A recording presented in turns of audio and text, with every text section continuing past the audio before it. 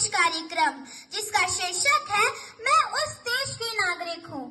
मैं उस देश की नागरिक हूँ जिसके होठों में गंगा और हाथों में तिरंगा है, जो देश कभी सत्यम शिवम सुंदरम, कभी वंदे मातरम और कभी पंजाब सिंधु गुजरात मराठ द्रविड़ उत्कल बंगा है।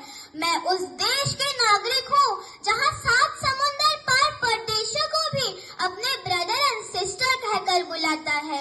यही प्रेम की पूज्य भूमि, यही प्रेम की पूज्य भूमि भारतवर्ष कहलाता है, भारतवर्ष कहलाता है।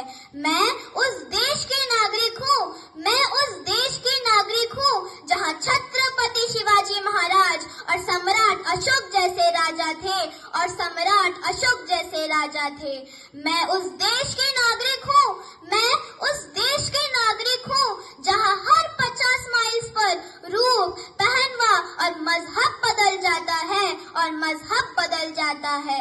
मैं उस देश की नागरिक हूँ, मैं उस देश की नागरिक हूँ जहाँ डाल डाल पर सोने की चिड़िया पाया जाता है, जहाँ डाल डाल पर सोने की चिड़िया पाया जाता है।